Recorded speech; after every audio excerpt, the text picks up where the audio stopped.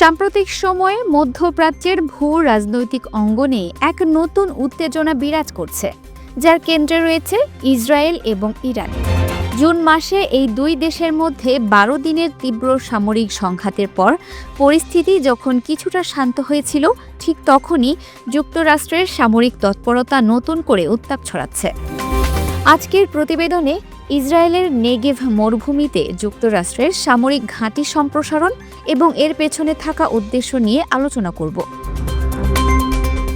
ইসরায়েলের নেগেভ মরুভূমিতে অবস্থিত সাইট 52 রাডার ঘাঁটির কাছে যুক্তরাষ্ট্রের terminal high altitude area defence বা থার্ড মিসাইল প্রতিরক্ষা ঘাঁটিতে দ্রুত সম্প্রসারণের কাজ চলছে। সাম্প্রতিক স্যাটেলাইট চিত্রগুলোতে দেখা গেছে এই ঘাঁটিতে যুক্তরাষ্ট্রের থার্ড সিস্টেমের আরও 5টি নতুন লঞ্চার স্থাপনের প্রস্তুতি চলছে। এর আগে এই ঘাঁটিতে 6টি থার্ড ইউনিট মোতায়েন ছিল। এই নতুন 5টি লঞ্চার যুক্ত হলে মোট লঞ্চারের সংখ্যা দাঁড়াবে 11টি। এই ধরনের আকস্মিক এবং দ্রুত সম্প্রসারণ কেবল প্রতিরক্ষা নয়, বরং আগাম কোনো আক্রমণাত্মক পরিকল্পনার ইঙ্গিত হতে পারে বলে সামরিক বিশ্লেষকরা আশঙ্কা করছেন। প্রতিরক্ষা নয়, আক্রমণের ইঙ্গিত। সামরিক বিশ্লেষকদের মতে থার্ড ক্ষেপণাস্ত্র প্রতিরক্ষা ব্যবস্থা মূলত স্বল্প থেকে মধ্যম পাল্লার ক্ষেপণাস্ত্র মোকাবিলা করার জন্য তৈরি করা হয়েছে। এই ব্যবস্থার হঠাৎ সম্প্রসারণ প্রমাণ করে যে যুক্তরাষ্ট্র এই অঞ্চলকে একটি সম্ভাব্য যুদ্ধের জন্য প্রস্তুত করছে। এই ধরনের সামরিক প্রস্তুতি ইসরায়েলকে মধ্যপ্রাচ্যে এক নতুন প্রতিরক্ষা স্তরে নিয়ে যাচ্ছে।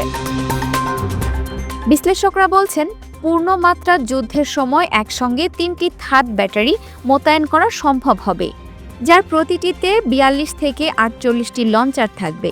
সব মিলিয়ে ইসরায়েলের প্রতিরক্ষা নিশ্চিতে যুক্তরাষ্ট্রের হাতে 550টিরও বেশি মিসাইল ইন্টারসেপ্টর থাকবে। এই বিপুল সংখ্যক ইন্টারসেপ্টর সামরিকভাবে ইসরায়েলকে মধ্যপ্রাচ্যে এক বড় ধরনের সুবিধা এনে দেবে। ইরান, চীন, রাশিয়ার প্রতিক্রিয়া। সামরিক বিশ্লেষকরা বলছেন, থার্ড সিস্টেমের এই হঠাৎ সম্প্রসারণ এমন এক সময়ে ঘটল যখন ইরানের প্রতিরক্ষা ব্যবস্থায় রাশিয়া ও চীনের লজিস্টিক সহায়তার গুঞ্জন রয়েছে।